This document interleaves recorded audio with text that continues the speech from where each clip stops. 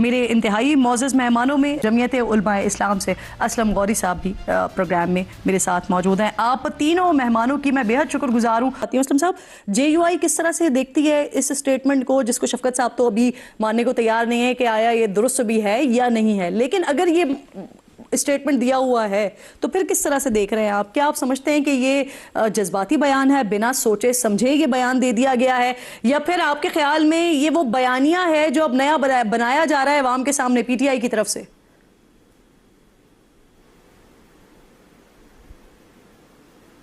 बहुत शुक्रिया आपका जी।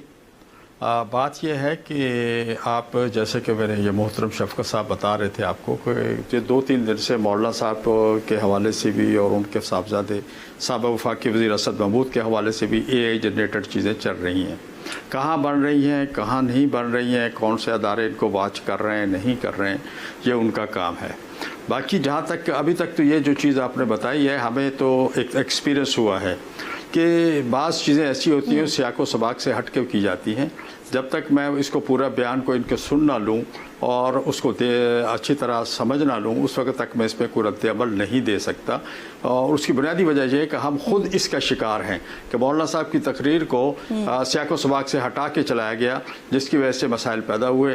तो जब हम खुद जिस चीज़ से शिकार हैं तो मैं उस चीज़ पर दूसरे के लिए भी मैं अपने लिए वही जज्बात रखता हूँ। सही है। चले मैं इसको ज़रा थोड़ा सा आसान और सादा कर दूं सर, कि कोई भी शहरी, कोई भी शख्स, कोई भी ऐसी शख्सियत पाकिस्तान की, वो अगर इस तरह की बात करती है, ऑपरेशन मार्का हक से रिलेटेड कोई बात करती है, और वो एक मामला जिसमें दुनिया भर में अल्लाह ताला ने पाकिस्तान को इज्जत दी है, उस मामले को कंट्रोवर्शियल अपने किसी स्टेटमेंट से करने की कोशिश करते हैं या उसे फिक्स मैच कहने की कोशिश करते हैं, ये बात काबिल मजम्मत है आपके लिए?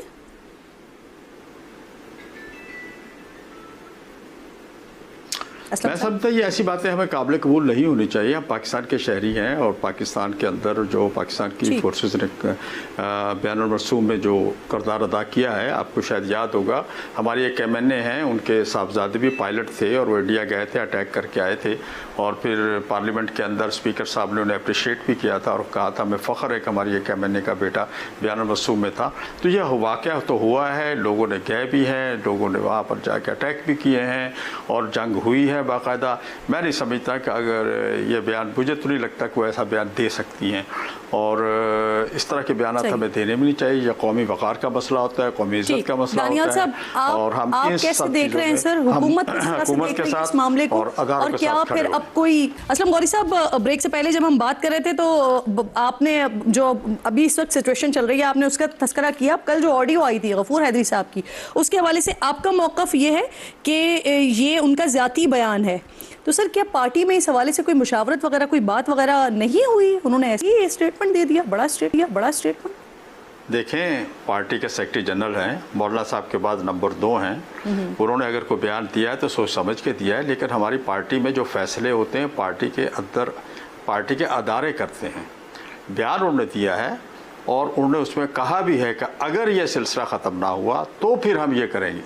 तो इसमें उन्होंने कोई इसको ऐलान, ये नहीं ऐलान उनका कि जी हम कर रहे हैं और आ रहे हैं और जा रहे हैं। उन्होंने अपने कारकुनों का तैयार रहे।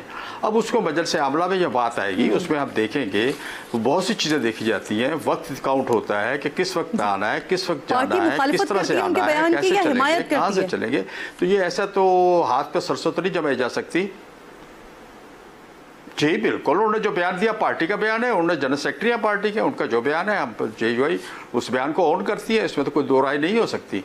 अलबत्ता इस पर पार्टी फैसला नहीं है, पार्टी फैसला जो हम बैठ के पार्टी के अंदर तय करेंगे। अब देखो, हमारे यहाँ मौलाना फजल रहमान साहब का स्टेटमेंट हो या हजरत साहब का स्टेटमेंट हो, फैसले हमारे यहाँ पार्टी के जो इदारे हैं, मजलिस आमला है, मजलिस अमूमी है, मजलिस शूरा है, अदारे फैसला करते हैं। हम उसमें इंशाल्लाह बड़ी जल्द इजलास हो रहा है, आपके सामने फैसले आ जाएंगे इंशाल्लाह। सही, बिल्कुल ठीक। असलम गौरी साहब, आपका भी बहुत शुक्रिया।